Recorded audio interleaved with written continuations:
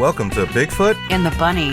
This is a couple's journey into the mysterious, the unknown, and the paranormal. I'm your host, Chris Carr. And I'm your host, Kristen Johnson.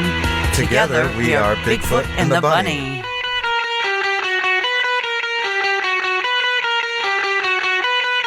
Welcome to another special edition of Bigfoot and the Bunny for the Paranormal UK Radio Network. This week, we are going to present something that is completely sideways from our live show because our guest was unable to connect, and we went into our origins instead. And that's something we have covered here on this network recently. So we wanted to maybe reach back into our archives and give you guys a good interview that we did in the past. And we've done that. Got an interview for you guys with Chris Balzano, who is the author of Ghosts of the Bridgewater Triangle, Dark Woods, as well as Haunted Florida Love Stories. You may have seen him in the Bridgewater Triangle documentary. He is a folklorist, and we get into all kinds of great stuff in this interview. We love Chris. We had a great time talking to him. There's so much information there and experience. He's one of the guys that was really, on the scene doing paranormal stuff when that came to be a thing to do out here in New England. We liked talking to him, and we're going to get into things like Puckwudgie lore, and fairies and Wonkas and all kinds of good stuff. So stand by for that. I did want to mention we're all waiting here in the U.S. for disclosures from our government in the month of June of 2021 concerning the UAP sightings and, video leaks that are out there in our mainstream news. I'm sure everybody has seen, and I know this isn't restricted to the United States, certainly. These things are seen around the world, and it got me thinking a little bit. I have this kind of theory that I've espoused on before about roles, and that being of a spiritual nature. You could be doing an investigation and seemingly communicating with a spirit that appears sort of like a stereotype, if you will. How many little girls are haunting certain residences, or women in white are sighted, or, this even explains some of the demonic phenomena. You might be talking to somebody who's identifying themselves as a demon, but it doesn't quite feel that way. And you have to wonder, is this real? What is this spirit that is kind of stepping into this role? Well, this gets a little deeper because I also have thought a lot about the history of UFO and UAP phenomena, how it follows human consciousness, and how the craft and the aliens themselves seem to evolve almost based on, the things we know. And I was watching a podcast recently, or listening to a podcast from Grant Cameron recently called the Paranormal UFO Consciousness Podcast. And a very good podcast, by the way. I'm going to give him props. And he was kind of musing on the same things and going through the history of UFOs a bit. And this got me thinking even more, and I dug a little deeper. And I looked at one of the things, anyways, I looked at was the first UFO sighting in the United States, the first documented one. Second-hand account recorded by the Mass Bay Colony founder and governor at the time, John Winthrop, who wrote in his diary in March 1st of 1639 that a, quote, sober, discreet man named John Everell reported rowing a boat up the muddy river at night when he and his boatmates saw a great light in the sky. When the light would stand still, it would flame up. Flames, of course, something, fire. They had that then, right? So it's something they understood, and that's how they described it. It was about 3 yards square, and when it moved, it would contract into the shape of a swine, literally a flying pig. And this is like way before Pink Floyd concerts, right? There it is. They're watching it. It moved, or ran, swift as an arrow, toward Charlton, which is now known as Charlestown.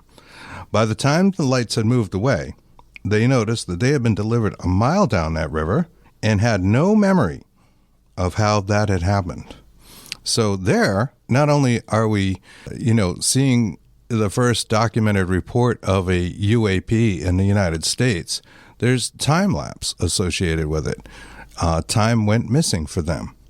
Very interesting when you stop and think about it. Also, in the 1800s, we had UFO sightings as well. In fact, we had thousands of reported accounts. There were thousands alone between March and April of 1897 throughout the U.S., and most of these were described as mysterious airship sightings. And they would have a blimp or balloon-like appearance to them. Again, things that existed in the consciousness, but they were a little bit more whacked out. They had spotlights. They had wings on them, front and back. The balloon or blimp itself may look like a giant arc light, which is like an early kind of light bulb. We have two ends, two metal ends apart from each other, enclosed in glass with electricity flowing between them, lighting up an area. Very interesting. And then you could skip ahead up to the 40s, 50s, 60s, and we start to see the saucer crafts and things of that nature. And Hollywood starts to play a role. And these are all things, again, they're in the human consciousness, right? So Grant mentions in his podcast that an abductee reported that the alien had told the abductee that they could only present themselves in ways that they could possibly think of, and that they pulled this information from their brain directly. And that's a big statement, right? And it does kind of relate to spiritual communication in these roles I was talking about. If they pull it from your brain, that kind of explains the woman in white. It explains the little girl. It explains the scary demon. It explains a lot of things, and it's not something I like to think. Am I saying outright that ghosts are aliens? No. I mean, I like to think that they're not, particularly when we're talking about spiritual communications with like family members and that sort of thing, but you have to at least consider it. You could go as far as looking at things like evidential mediumship, where a medium will contact a family member that is deceased and that, spirit gives that medium, information only the family could know. How does that work? Well, the, alien, if that's what it is, could certainly pick the brains of the family members, right? And then say, hey, yeah, you remember that picture in the hall or, in the drawer? There's a thing, something like that. And certainly, our subconscious knows more than, our conscious mind. So it's not out of the realm of possibility. It's not something I like to think about too much because it's a little disheartening because, some of the spiritual communications I've had, I really don't want to think that they're aliens. But it is at least something to consider, right? Certainly in these times where you're seeing UAPs in the mainstream, flying pyramids and tic-tac UAPs and UFOs or what have you, whatever you want to call them. Sometimes they're calling them UATs now. An unidentified aerial threat, which is kind of scary.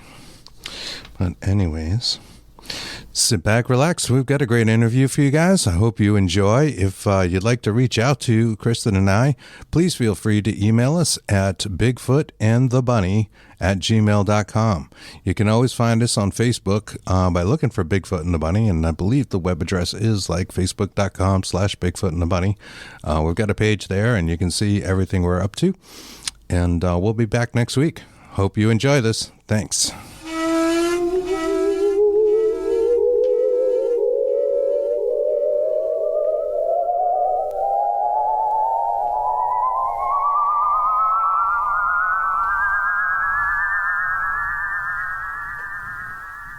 Hi, welcome to Bigfoot and the Bunny. I'm your host, Kristen Johnson. And I'm Chris Carr. Happy Tuesday. Happy Tuesday. How are you guys doing tonight? We've got a great show for you and got some news, right, Chris? We got some news. Our podcast, Dark Horse Paranormal. You say that like it's a question. Well, yeah, I thought you were going to feel like I asked if I was pregnant or something. The way you said it, Yeah. So we got some news. Well, that would certainly be paranormal. Lots of news, but okay, yeah, that's the one. So, yeah, we're getting ready to finally release our Dark Horse Paranormal podcast. And 3 months of research and factoids and all kinds of stuff, and that's why it took so long.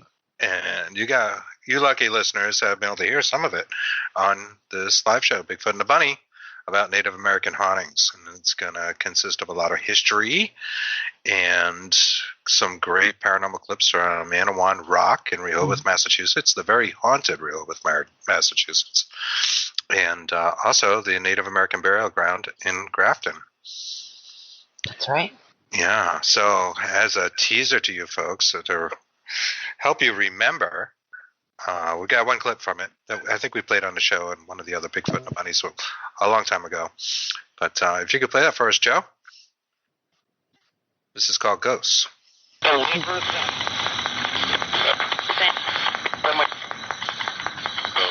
Who lives here?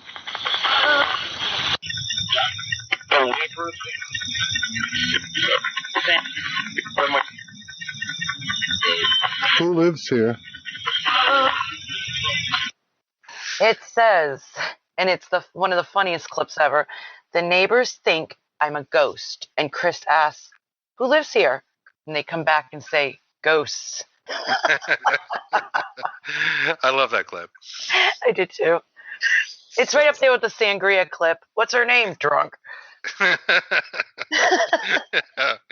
ghosts know us too well. That's right. That's right. We like to have a good time with our parents. Yes. And we've got a great show for you guys tonight. We have the legendary, and you'll appreciate me calling him legendary, Chris Balzano, author of Dark Woods, Ghosts of the Bridgewater Triangle. He's the guy that brought the name Puckwudgie up into the mainstream. My 12-year-old son loves this. He's telling Chris and I. Yeah. I was talking to Zoe earlier, and she actually thinks she saw a Puckwudgie, and I forgot she had told me the story when she was about 12 years old in Somerset. So she's out there listening tonight. And Chris, are you there with us? Nice. I am here. Thank you very much for having me on. Thank you for joining us. Awesome. Thank you for coming. Yeah. The only reason I allow you to even attempt to call me legendary is that we finish all of our broadcasts on the podcast I do now called Tripping on Legends. We end every broadcast with "May all your trips be legendary." So I'm going to allow it tonight, but please don't let my head get too big. See, I knew that word popped up for some reason. I knew it does, yes. And you know what? We did it for about a year until I realized that I had watched every single episode of How I Met Your Mother, and that's where it comes from. It had just like subconsciously planted itself in my head, and so. You know, I've got Barney. I'm channeling Barney every episode we do. So I love that show. I know that. That's awesome. The collective consciousness. Absolutely. Yeah. So it slipped in there somewhere. I didn't even realize it until about a year into doing the show that I'm like, oh, even the way we pause and we sometimes play with it, like, you know, it works like that. So. I love your podcast. How long have you been doing that podcast for? That one, we're going on about, I think, 4 years now doing that. Wow. Yeah. It's we're officially, I think, 66 episodes in, but we also have like a lot of what we call not numbered. They're still canon in our legends, but they're not necessarily what we call numbered episodes. And then, of course, we've got probably now about 40 live shows that we've done. So once you mix that all in, I think we've been doing it maybe 3.5 years. Wow. Nice. Yeah. That's great. Nice. And you are the content director for Spooky South Coast for a number of years, right? I was. Are you still? No, I'm not anymore. I guess you could say maybe sometimes outside advisor to Spooky South Coast. And of course, you know, always in contact with Tim Weisberg, who does Midnight in the Desert now as well. But yeah, I think their fourth or fifth guest back in the day. I mean, they're on for like 12, 13 years now. I was their first guest. And then I kept getting called out there. Of course, that's in the Bridgewater Triangle. This is where they're broadcasting out of. And and it just all of a sudden, especially because you know, Tim and I mesh so well, that I was like, you know what, like I can help you guys with this, I can help you guys with that. So over the years, you know, I was in charge of booking guests, and I used to do a thing called the Balzano Breakdown, where I would just come in and talk about a paranormal issue or some, you know, interesting thing happening in the news, because I did the news for them. I did the news for Ghost Village for a while, and so it was all kind of you know, an advisory role, and then of course they would get me on the air, and every single time I'd be like, I can't keep up with these guys; they're too good. But it always made for a good mesh. That was a very good mesh. Yeah. And speaking of spooky villages, that's Jeff Belanger, and that's really some history there. If I recall, that's pretty much the first site that was out there, kind of collecting these ghost stories and locations. We did an episode about one of our live episodes about what is the biggest moment in the paranormal, and we went back and forth, and we had some people call up and give theirs, and mine was firmly like Halloween 1999, the launching of Ghost Village, and just what that did for the paranormal, just as it was becoming popular.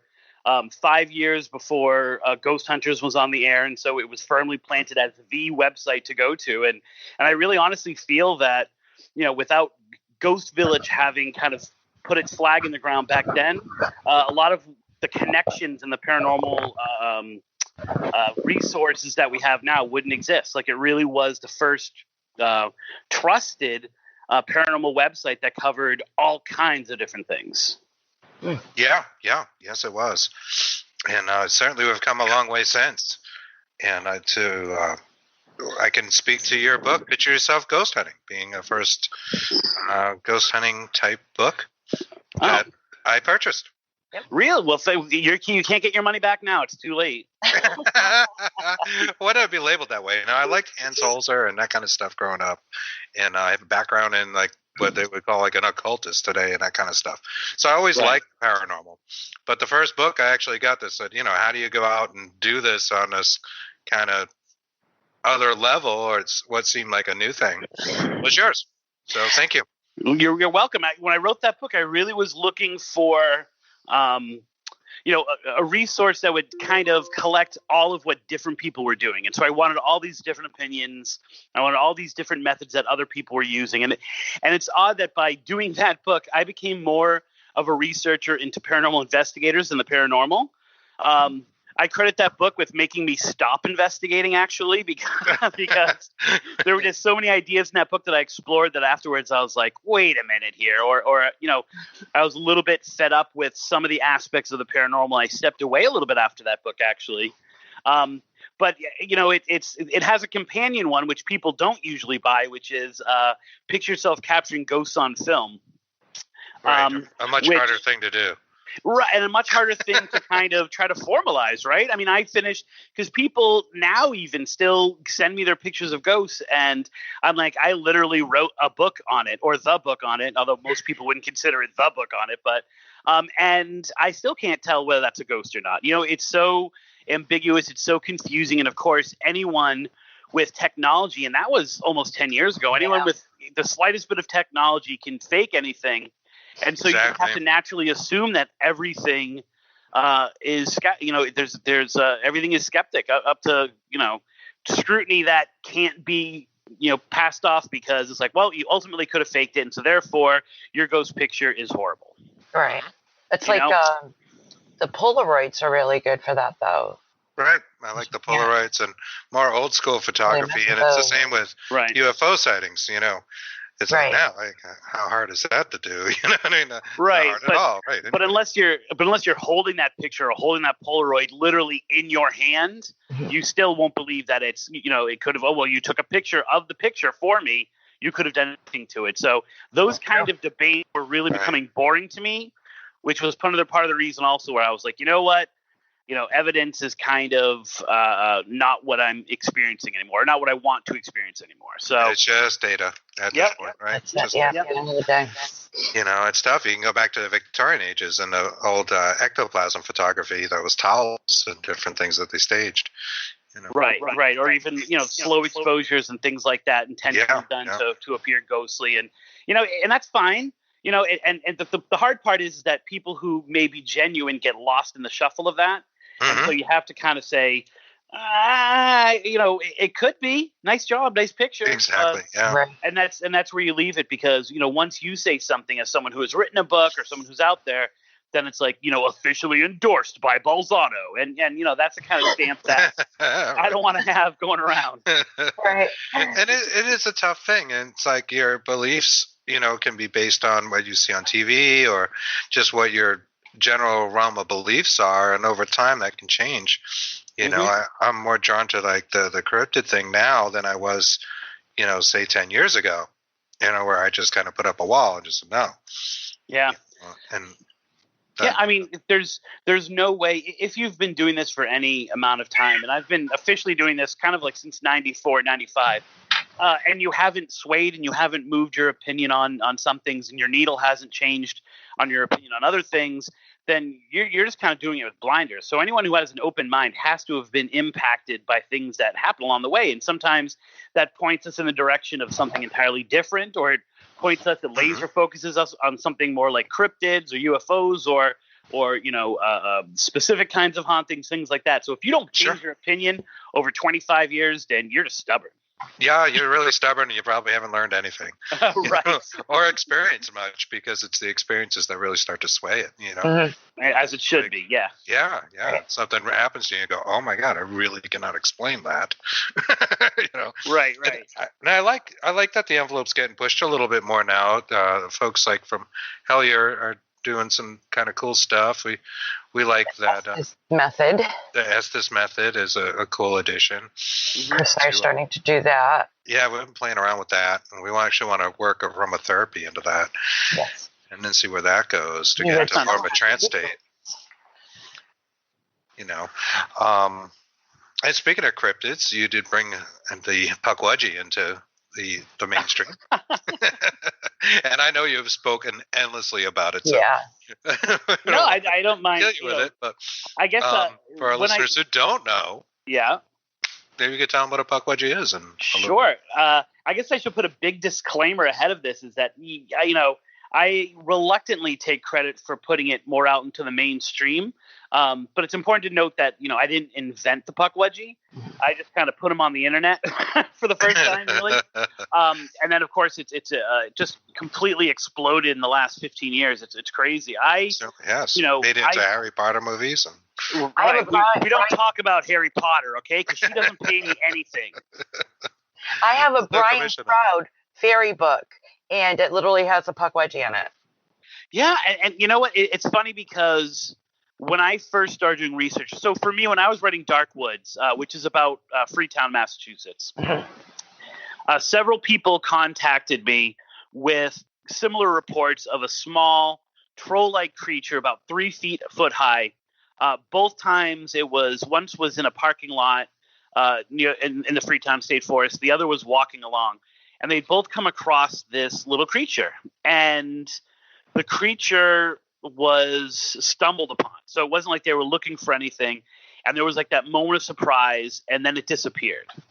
And in both cases, several days later, only one time, despite the thing I recently posted that it happened multiple times to these people over a course of weeks and years, that same creature appered to one person, once again, in a different parking lot, just kind of staring at them, smiling almost.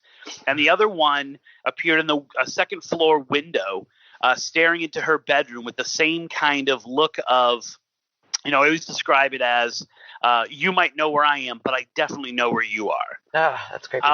And I couldn't explain what that was. I had heard of a kind of a similar sighting in Framingham, Massachusetts.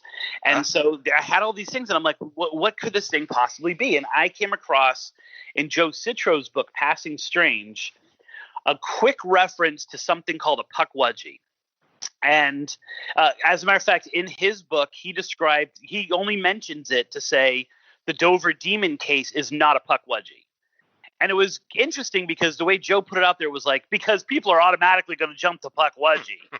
And I'm like, what? Like, and so, especially then, right? Right. And so I did a little research, and the only thing I could find was the kids' book, The Good Giant and the Bad Puckwudgies. That was literally the only reference to it on the internet whatsoever at that time. Bought the book. It's a little kid's book. I still have it. I bring it to class all the time. I'm a teacher to show the kids and kind of, you know, do some research things with it. And then in the back, it says, this story is based on something in the Narrow Land. And so I went and I bought the book, The Narrow Land, and then it just shot off. And I'm like, this is what these people are talking about. This little creature who in Wampanoag folklore was a trickster spirit, who at some point changes to become really violent towards the Wampanoag, is something that people are still experiencing. And the more I put out there, the more people are saying, well, there's something similar in this area, and there's something similar in this area. And so it really kind of just started to develop and grow and grow and grow. And of course, at some point, you have to realize that this is just the Wampanoag's word. And actually, I found out that it's more than that if you want me to get into it. This is just the Wampanoag's word for this thing, which has appeared in multiple cultures and multiple countries and multiple continents. And it's not anything new. It's just what they call it. And it's because of its accessibility. Word for it? It's quoted as being an Algonquin word. Okay. Right. And I'm not sure I necessarily agree with that. Oh, okay.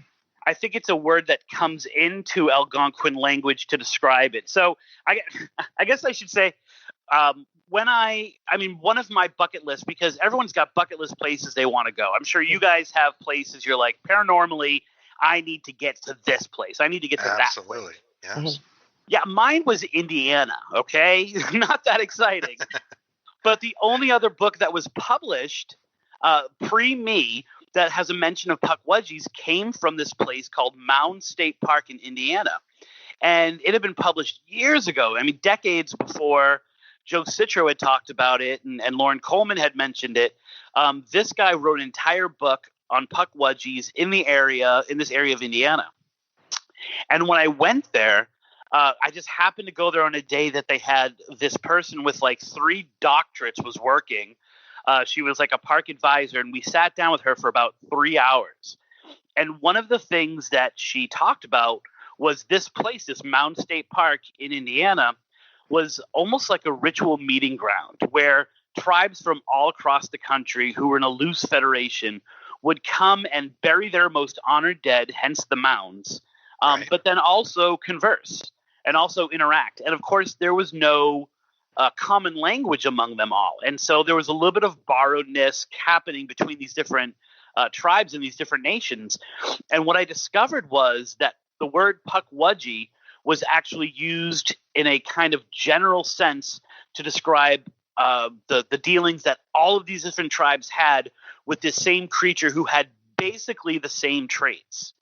And so you find that there are actually tribes all across the country that use the word Puckwudgie. And so I think it comes in the same way we might say monster, or we might say dog, but there are different breeds of dog. Sure. Which always kind of... All our words have derivations from something else anyhow. Right, exactly. And so, what I discovered, because one thing I could never settle was, for example, an experience that I had in one place in New Hampshire we might talk about a little later. The Puckwudgie there was different than the Puckwudgies in the Triangle, which was different than the Puckwudgie in Framingham. They all had the same basic elements, but parts of the physical description. And then if you've seen the Bridgewater Triangle documentary, the infamous "You Want You" that appears in that one. Yes, I saw that. Is also different from other ones. And I couldn't figure out why if these were all Puckwudgies, why do they look different enough to be different things? And it was kind of this trip to Indiana that kind of revealed that to me. I was like, oh, you know what? This is like a general term that these different tribes adopted to try to explain the same thing. Very interesting. Now, other cultures like Ireland, or the Irish, for example, would have, very similar I don't know. I'm online. traditions. The fairies of Ireland are similar, at least in their habits.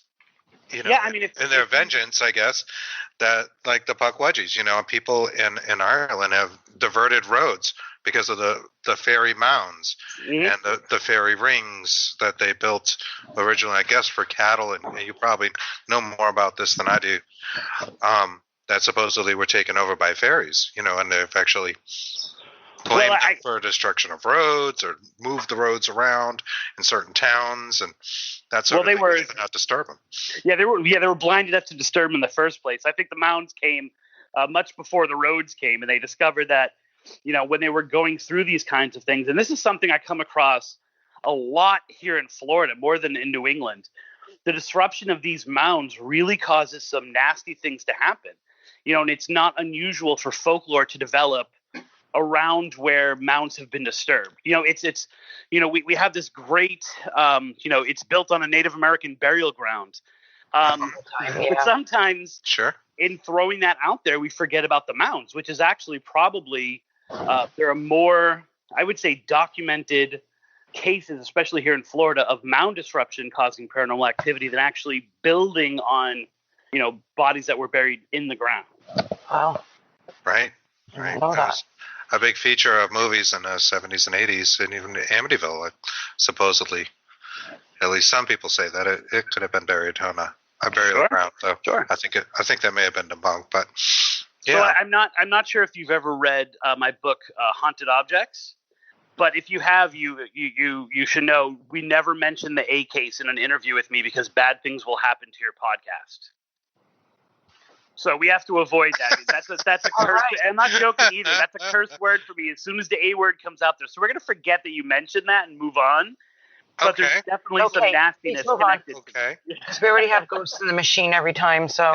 Yeah, we have enough technical difficulties. It's kind of like always, like kind of what happened to you. You experienced, Chris, with the lights going out twice. Exactly. Yes, that's us all the time. Well, that was, we've had entire episodes of Spooky South Coast derailed because of that. So we try not to mention the A case whenever possible. Okay. We'll remember that. Moving on. You're familiar with the Wampanoags. How about the Nipmucks? I really wanted your to hear what you had to say about the Nipmucks and what is it, Leicester? Spider Gates? Is that Nipmunks? Well, Spider Gates is a Quaker cemetery. Yes. But that property was sold to the white man by the Nipmuc tribe. Okay, all right. To New York investors who split it up and eventually was bought by certain Quakers, that tract of land that became Friends Cemetery. So, that is very haunted territory. Yes. Yeah. And in the early days of me getting into this, so we're talking late 90s, early 2000s, that was the place. You know what I'm saying? That was the place everyone wanted to go to. That's the place that everyone had, had this mystique to it. And it's really kind of fallen out of consciousness of people. And I think intentionally, they have done everything they can to discourage people from going there. Absolutely. And it's kind of, it's weird because usually when something like that happens, take like Dogtown, not Dogtown, Dudleyville in Connecticut. Mm-hmm. The more they tell you to not go in there, the more people go in and the more the mystique goes. Mm-hmm. And it's funny because Spider Gates has done the exact opposite. It's really fallen out of the paranormal mind. People don't, as far as I know, talk about it anymore. They shouldn't. Yeah, we're going to encourage them not to. There is a large sign out front that does tell you not to paranormal investigate. And you're not allowed there at night. No videos. Which is heavily regulated by the local police. And yes. We have only visited during day hours, with the very bestest of intentions. Did you ever happen to come across anything in the daytime there? Yes. Yes. Okay, there you go. That's why we are telling people not to go to this place. Yes, we have some ongoing thing with that. Now, follow our show. Now it's funny. It's funny because I live in Florida now. I moved about 11 years ago now, almost 12. Don't tell people I said that though. And it wasn't open. The one time I got there, I would love to tell you that story. I got busted and we got along. We got shipped off. But there wasn't a sign posted or anything like that. It still kind of was one of those places people were sneaking into, and there was nothing posted about it. And there was, you weren't supposed to go there. But if you did, you just got shuffled along. But there definitely wasn't anything posted to not go in there for investigation. Yeah, it quite clearly states that. And people still go there and they visit it, and it's open to the public in the daytime. Mm-hmm. And people do go. And in the summertime, it is riddled with mosquitoes to the degree that that alone will keep most people away, or right, not have you stick around for too long. I mean, you cannot wear enough DEET to fend off these beasties. Yeah, what did I call him? Vlad and his minions. We have bloopers of it. Yeah. But very, very difficult. But we did go there, not knowing that that sign existed as well. And I don't think that sign was there maybe 2 years ago, or maybe it read differently. But we know we had our recorders with us and some cameras. Not like it wasn't a full-blown investigation. Right. We are not believers that you need to investigate at night to see a ghost. Yeah, not at all. Have paranormal experiences. We like investigating during the day, actually. And we have some good stuff. I'll talk about it with you sometime. Absolutely. Yeah, it's funny you were talking about the mosquitoes. The Freetown State Forest is the same way. It's like people are always asking me where to go and I say, you're most likely going to run into maybe a spirit here or there, maybe something odd, but a lot of mosquitoes. And I always remember when I went there, I took Jeff Belanger when he was writing Weird Massachusetts there. And I just remember we were going to the Assonet Ledge, which is, in my opinion, the most haunted place in Massachusetts. We were going to the Assonet Ledge, and we were walking from the path from the bottom to the top. And I was like literally slapping handfuls of mosquitoes, and there was nothing on Jeff Belanger whatsoever. And so it just continues my theory that Jeff Belanger has no soul.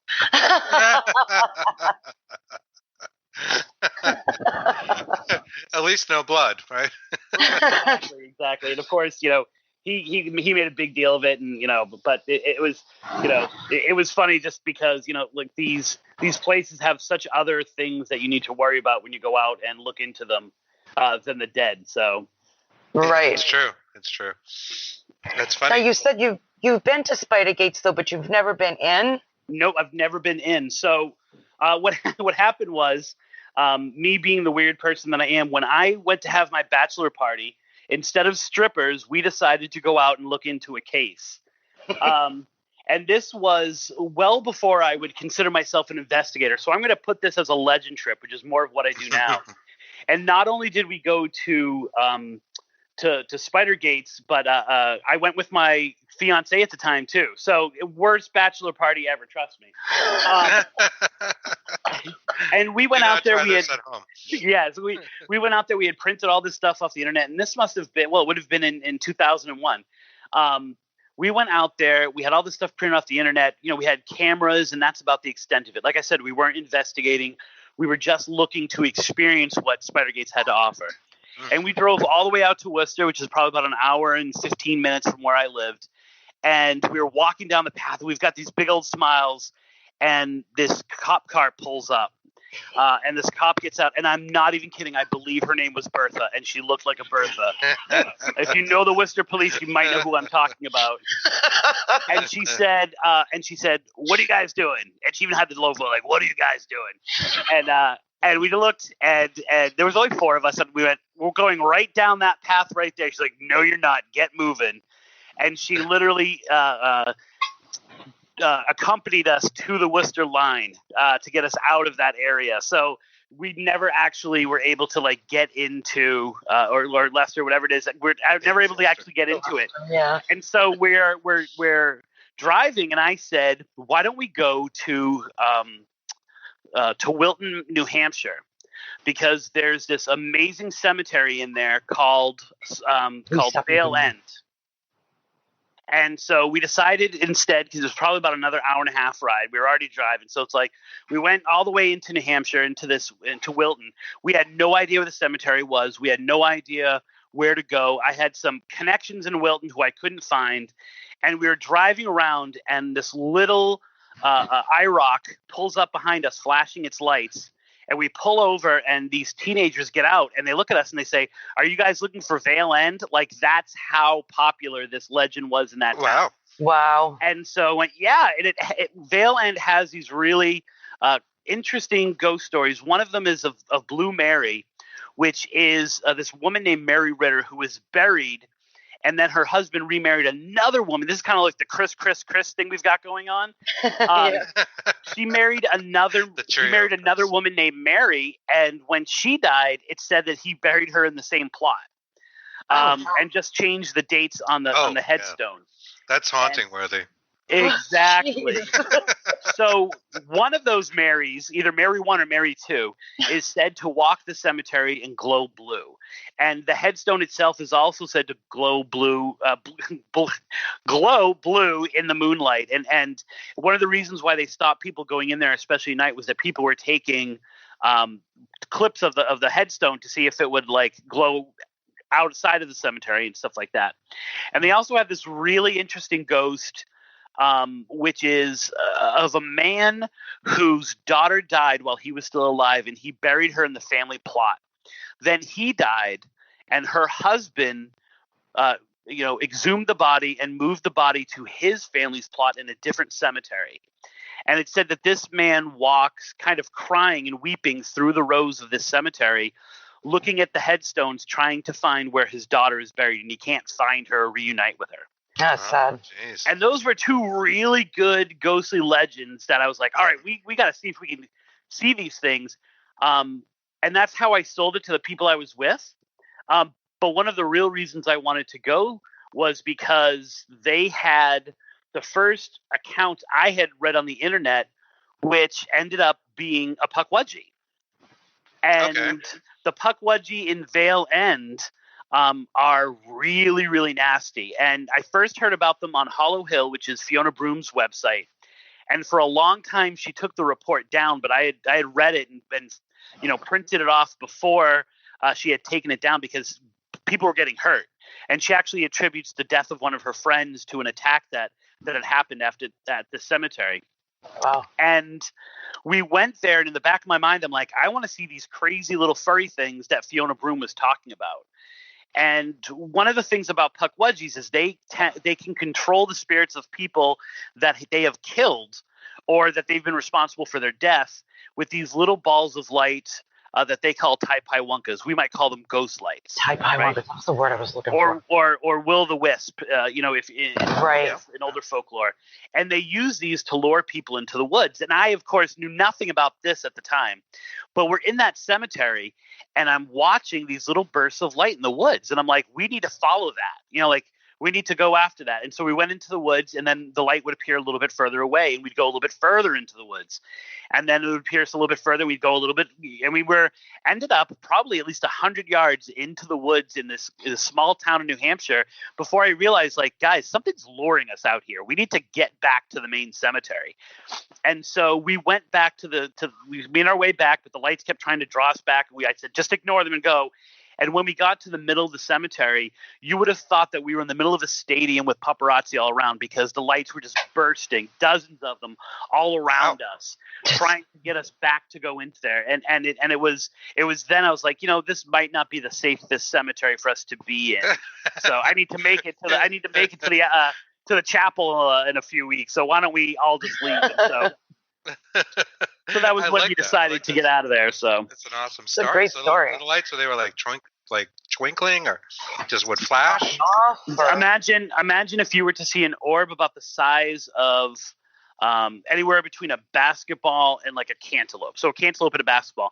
And what they would do is they would appear, hover, and then go out again. But it would be quick enough that it looked almost like a burst of light sometimes.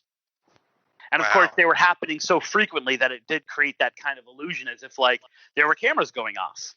Oh, wow. Because I was thinking more of the size of like lightning bugs.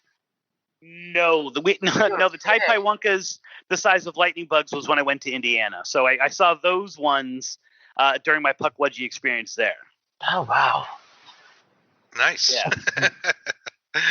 I love this. So you think they're kind of, what's the word I'm looking for? They go together? There's a, and if you read into the narrow land, you can actually see that there's actually a little tri thing that goes on.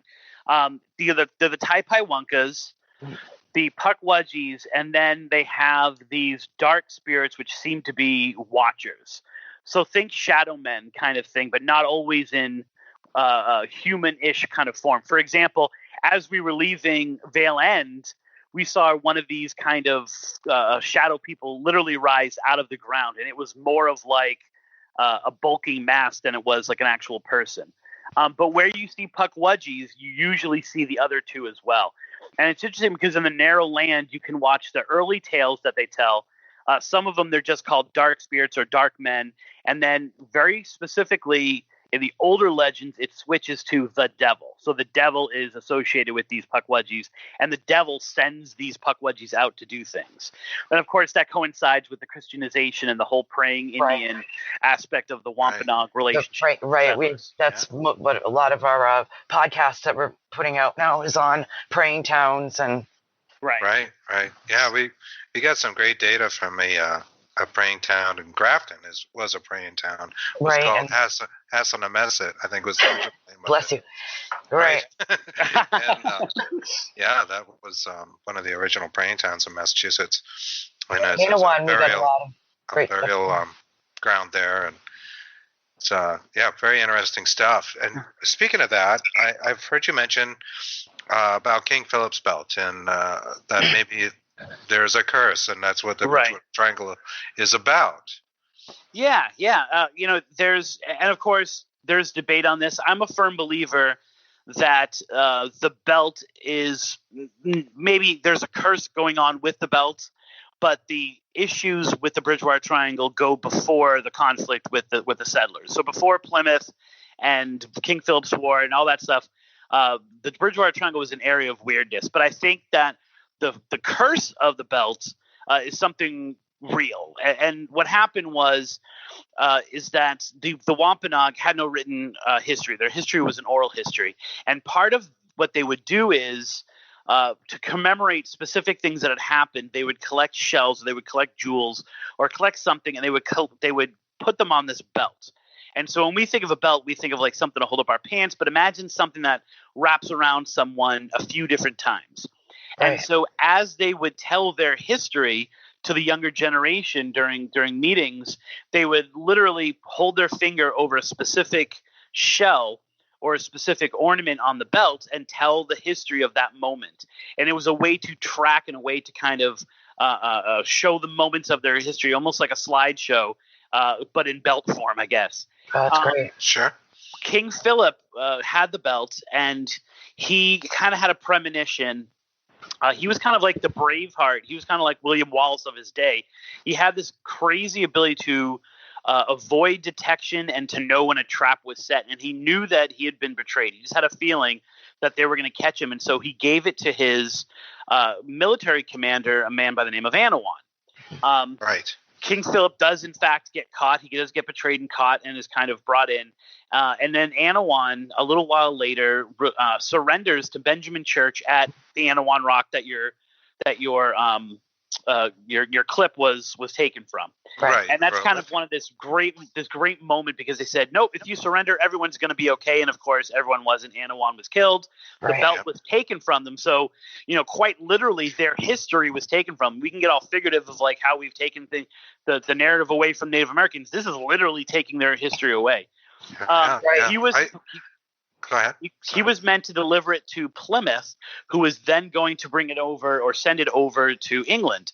Somewhere along the way, and this is kind of where the national treasure part of the whole story comes in, the belt disappears. Some people say it is in a museum, like in the basement of the Royal Museum in England. Other people say it never got there. Other people say it never existed. But there's a strong enough belief in this belt that a lot of Wampanoags have put forth the idea, and actually psychics have put it forth as well, that this curse on the Bridgewater Triangle, the curse in this area, will not go away until the belt is returned. That's really interesting. We were curious about how that may play with the Nipmucs as well. And some of the betrayals that happened there. I mean, King Philip's War was an ugly thing, and even those praying Indians ended up out by Deer Island before the end of the war. Nobody was trusted. As I understand it from what I read, I don't know if it's true, but I think it's Church's writing that Anawan actually surrendered the belt and said, "This belongs to you," and he gave it to him. And apparently, Church spent the night with him because it was late and they didn't want to walk back out. They had dinner.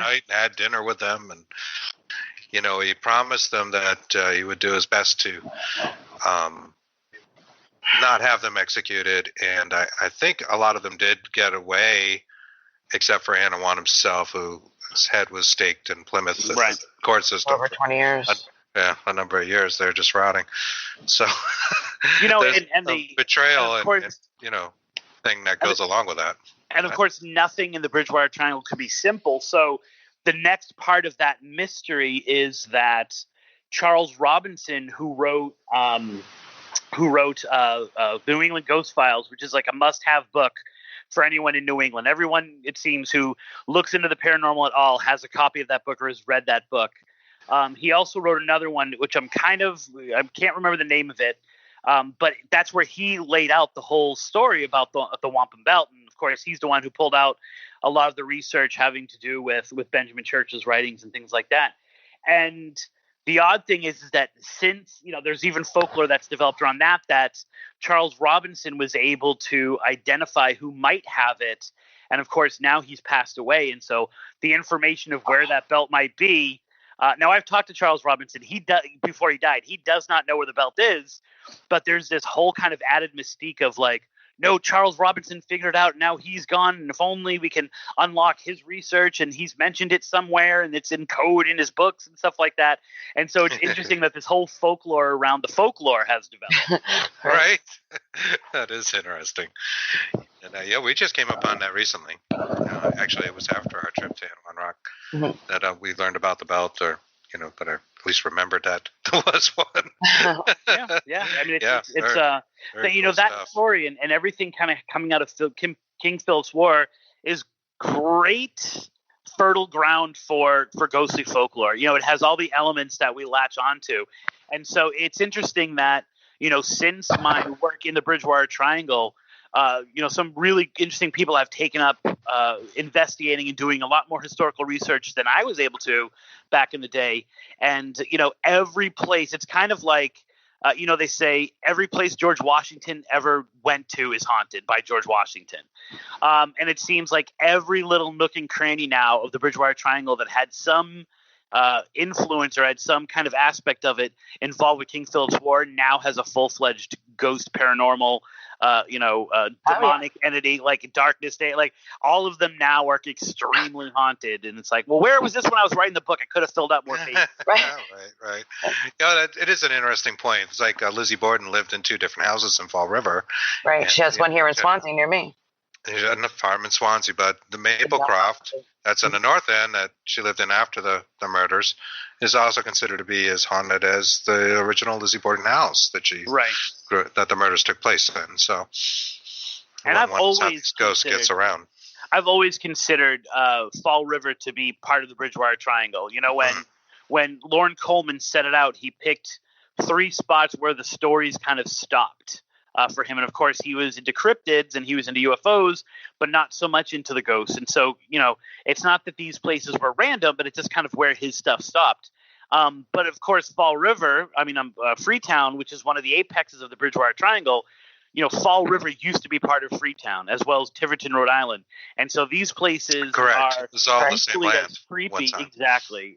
Equally as creepy as anything that's within the Coleman Triangle. So I am kind of convinced, being a former resident of Fall River, growing up in Somerset, and Kristen's from Swansea, where King Philip's War actually started. Right here on our corner. I think Fall River is cursed. I've lived around it or in it my whole life, and there are things that go on in that small, tiny city that you just do not see anywhere. I live near Worcester now. I'm out in Shrewsbury. I'm not too far from Spider Gates. And, I just do not hear the same stories in Worcester that I hear in Fall River. No.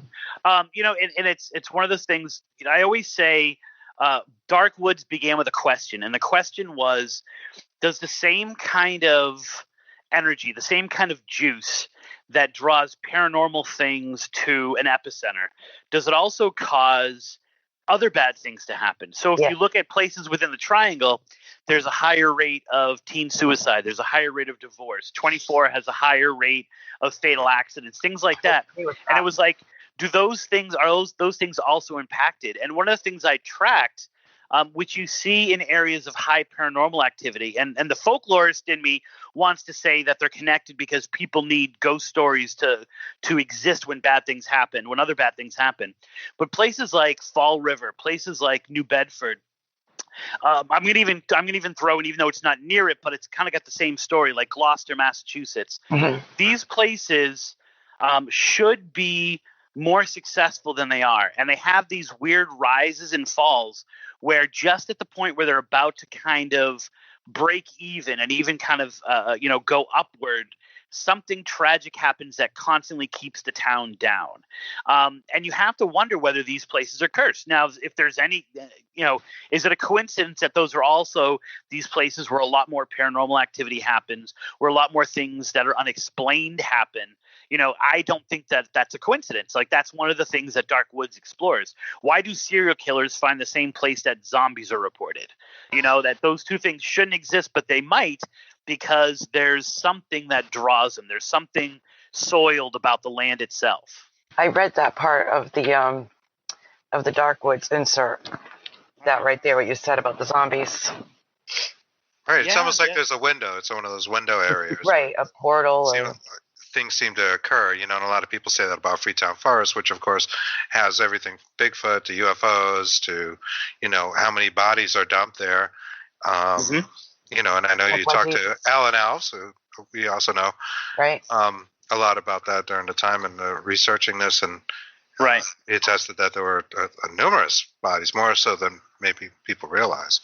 Yeah, I mean, my first posting ever about Freetown was called the Paranormal Dumping Ground, because it seemed like not only was that the place where there were more bodies than could ever be found, but also where the paranormal stories went to die. That there was just so much going on there that like everything was just kind of thrown in together there. Mm-hmm.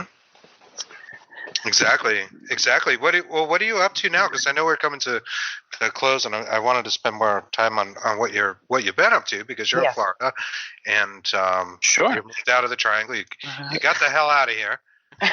Yes, and unfortunately, I didn't find any place near as normal. So I live in Florida now. I do a show, like I said, called Tripping on Legends.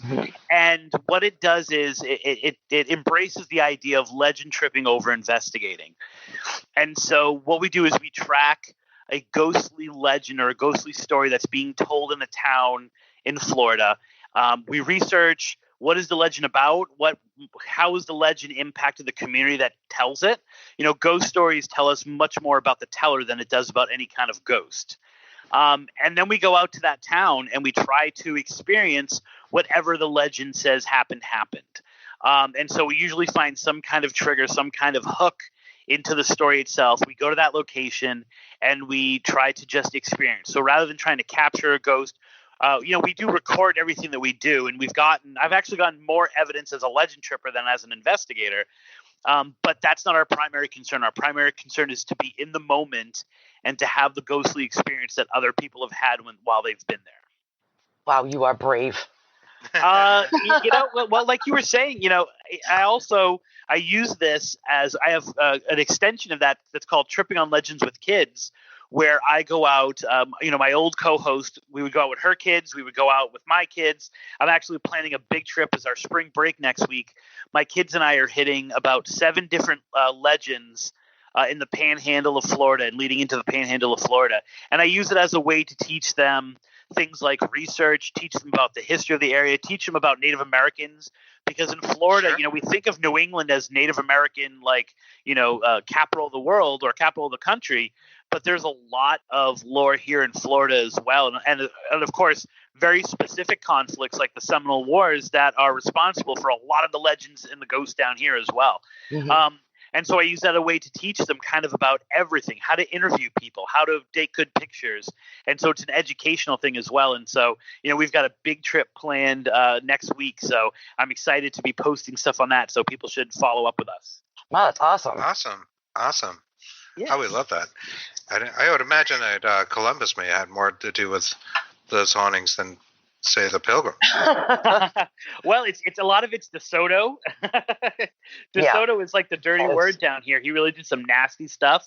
And Hernando, and you find it's funny because everything here is named after those people. Yeah. And yet they are some of the nastiest people. There's a huge difference between the Spanish and the English. The English were more slick in some ways. They were like, we're just going to convert you to Christianity to take your land. Whereas the Spanish were like, oh, wow, there might be gold. Let's slaughter everybody. Right. It only occurred to the English after the fact. So there's a lot more massacres and a lot more bloodshed here in Florida at the hands of explorers than there is necessarily in New England. Right. Yeah, no, I can believe that. And we know a little bit about the history of the Spanish invasion, and it is absolutely horrifying. Yeah, it's the whole idea of the conquistadors versus settlers, So a lot of the stories that we track ends up being like, oh, and this weird thing also has something to do with, and like I said, DeSoto's like the big bad guy down here. This is also connected to that somehow. And you find these connections, and there are just as many weird and unexplained things going on here in Florida. You were talking about Tampa earlier. They of course have the Tampa Triangle. Do they really? Well, yeah. It's not as well defined, but that area of Florida, especially, I did a over near Halloween. That county actually asked me, well, can you do a show here for like an hour and a half that's just things that are within like 10 miles? And I'm like, oh yeah, I've got like 30 of them. So, and these are not like haunted buildings. These are like places people can go to themselves and experience it themselves. And she was like, really? And I'm like, yeah, we're going to have fun. Don't worry about it, hon. Oh, I'm going to have to tell my daughter, Elizabeth. She's going to like that. Awesome. Yeah, she's in Tampa. Yeah, she just moved there. So where can people find you, Chris? What's the best place? I've switched it up a little bit. I was hesitant to this, but the best place to find it is Facebook. That's really the kind of area where everything gets filtered through now. So it's facebook.com/trippingonlegends. And then, of course, Tripping on Legends. And then, of course, you can go to trippingonlegends.wordpress.com. And I always say, which my students find hilarious because they're always pulling up weird pictures of me. If you go to the internet and type in Christopher Balzano, you're going to find Tripping on Legends. And so it's and you're going to find a lot of weird pictures that my students then make the screensavers of their computers. Oh, that's so cute. That's awesome. Yes. What grades do you teach? I teach freshmen primarily. I teach English 1 now. So they find the pictures when I was about 40 pounds heavier and bald. They love to. I can see a freshman getting off on that. Oh yeah. Horrible pictures of me have been snapped more than just about anybody in this county, I would say. Oh, that's awesome. Well, we really appreciate it. But we have to thank you so much again. Thank you. Christopher Balzano, he's a writer, researcher, folklorist, and he's the host of Tripping on Legends. And I've heard him legendary. So and you are legendary. And my new one's coming out. So Florida's Haunted Love Stories is coming out in the next few months. So I'll have you back on Haunted Love Project. Plug. Yeah. That was one of the things I wanted to ask you about tonight. I didn't get to what the Haunted Love Project was about. So that means, would you like to come back on our show again at one point? I would love to come back on your show at any point you guys want me on. Oh, that's wonderful. Well, Thank you, Chris, so much. We appreciate Thank you, guys. Have a wonderful night. You too. Thank you. You too. All right, bye-bye. Thank you.